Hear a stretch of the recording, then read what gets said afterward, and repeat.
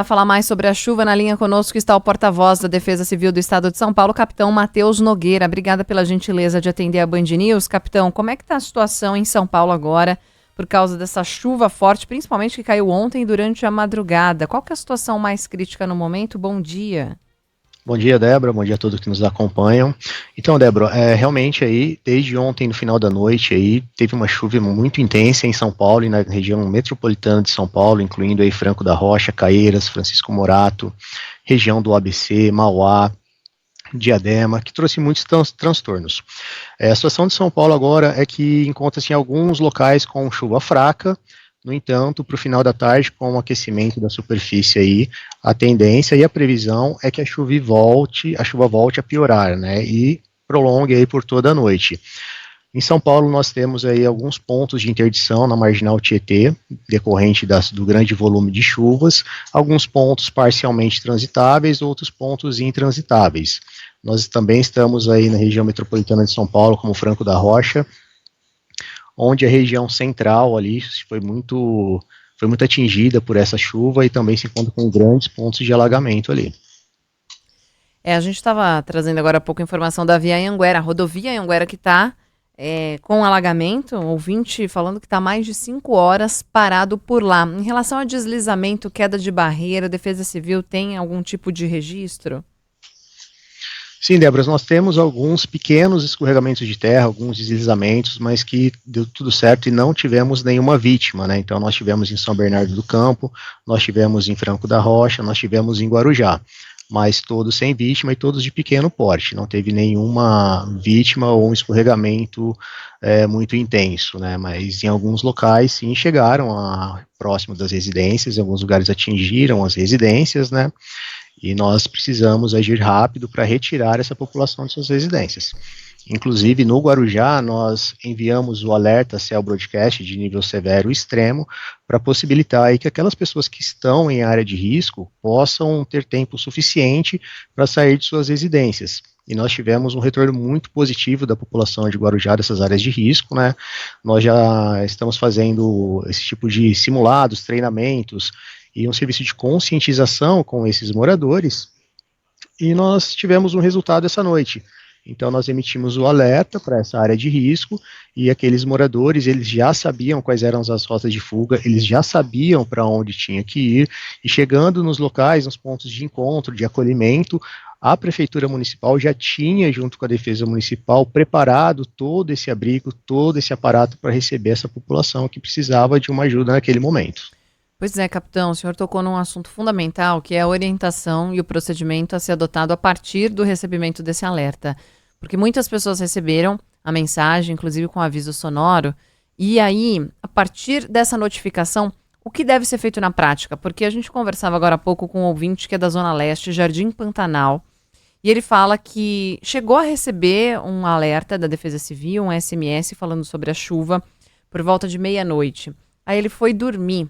Quando foi 1h pouco da manhã, ele acordou com a água na altura da cama. Teve que sair às pressas com a roupa do corpo. Ele e o irmão mandou foto. A água muito elevada cobriu o sofá.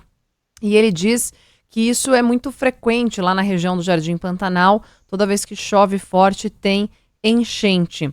Então, quando a pessoa recebe esse alerta, para onde ela deve ir? Porque às vezes já até começou a chover. E aí ela olha para fora, fala, bom, tá chovendo forte, ela acredita que dentro de casa tá protegida. Qual que é a orientação da Defesa Civil?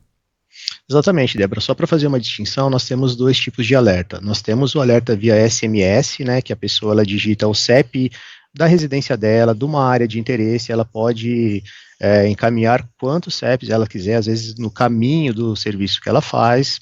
Ela coloca o CEP de interesse e encaminha para o número 40199 da Defesa Civil. A partir desse momento, ela está cadastrada no sistema, então todo alerta que for emitido para aquela localidade, ela vai receber. Só que esse alerta, ele é através do SMS, e nós sabemos que hoje em dia muita gente deixa o SMS silenciado, acaba não olhando muito. Então, nós estamos com uma tecnologia nova aqui no Brasil, né, que é o Cell Broadcast. Então, como que o Cell Broadcast funciona? Ele faz uma triangulação com antenas de celular, e quem estiver naquela região que nós chamamos de área de risco ali, independente do usuário ter cadastrado ou não, do celular dele estar no silencioso, ele vai receber esse alerta, vai tocar uma sirene com um texto que vai dar ali uma orientação em um primeiro momento para ele, o que ele deve fazer, se é procurar um local seguro, se é deixar a área. Então, ele tem esse tipo de orientação, mas é de fundamental importância que a população ela participe dos simulados, principalmente dos que a Defesa Civil está fazendo em várias áreas de risco, não tanto em São Paulo, quanto na região metropolitana, quanto no interior. Isso é de muito valia, que vai preparar essa população para saber o que ela vai fazer em uma determinada situação. Então, é muito importante também que ela siga as redes sociais da Defesa Civil, onde nós postamos também os alertas com uma certa antecedência. Nós temos vários vídeos aí que orientam a população como ela deve se comportar em determinadas situações. Essa semana que passou agora, nós tivemos o lançamento de um vídeo que mostra como a pessoa deve se comportar se ela se deparar com uma enchente, com um local alagado. Então, hoje, apesar das pessoas não acreditarem muito e colocarem a sua vida em risco, 15 centímetros de lâmina d'água já é o suficiente para carregar uma pessoa adulta, para fazer essa pessoa escorregar e arrastá-la. Então, ela vai com a correnteza até cair em uma galeria, em um rio, ou até mesmo ficar presa embaixo de um automóvel, né, e acabar perdendo a vida aí. E mesmo se não tiver correnteza, também é de suma importância que não tentem atravessar locais alagados, porque ali no meio pode ter algum buraco, uma tampa de bueiro que abriu, ela vai cair ali e vai ser um acidente fatal. Então, assim, no caso dessa pessoa que ela recebeu o alerta, ela deveria, no caso ali, já ter ficado um pouquinho mais atenta, ter revezado até com o irmão dela para ver, para monitorar esse nível da água, e principalmente naquela região que é contumaster alagamento ali. Então, quando chove forte ali, dependendo da área, realmente a água sobe e sobe muito rápido. Então, todos devem ter essa precaução, né?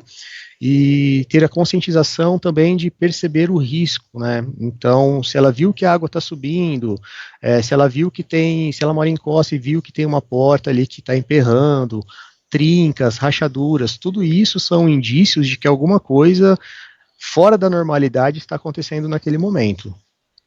Tem ouvinte aqui falando que em Mogi das Cruzes agora várias ruas estão alagadas e a descida para Mogi Bertioga é difícil por motivo de chuva. O Carlos, que é motorista de Uber. Alguns ouvintes perguntando em relação às estradas, às rodovias que levam para o litoral, justamente com esse risco de possibilidade de queda de barreira. A orientação da Defesa Civil é que evitem seguir viagem, se possível, capitão? Exatamente. Então, para o litoral, todos nós sabemos que temos que passar em serras, né? Algumas rodovias, elas são muito sinuosas e realmente tem essas quedas de barreira. Nós estamos passando por essa frente fria, né, na famosa ZACAS, né, que é uma zona de convergência do Atlântico Sul, que faz um caminho ali de umidade, que passa principalmente ali pelo litoral sul, litoral norte, São Sebastião. Seria interessante, dentro das possibilidades da população, ela repensar pelo menos o caminho que elas vão fazer até chegar. Então, antes de sair de casa, sempre vejam o próprio site ou outra rede social aí das concessionárias para ver a situação naquele momento. Porque realmente, às vezes ela pode sair de casa, quando chegar na rodovia, a rodovia vai estar fechada aí preventivamente para evitar acidentes. Tá certo, capitão. O que mais de orientação? A gente falou várias, cada caso deve ser tratado aí de forma mais cuidadosa e com mais atenção, mas alguma outra orientação que a Defesa Civil queira passar para os nossos ouvintes em relação a esse período chuvoso? Porque fevereiro está começando, a gente sabe que tem possibilidade de mais chuva.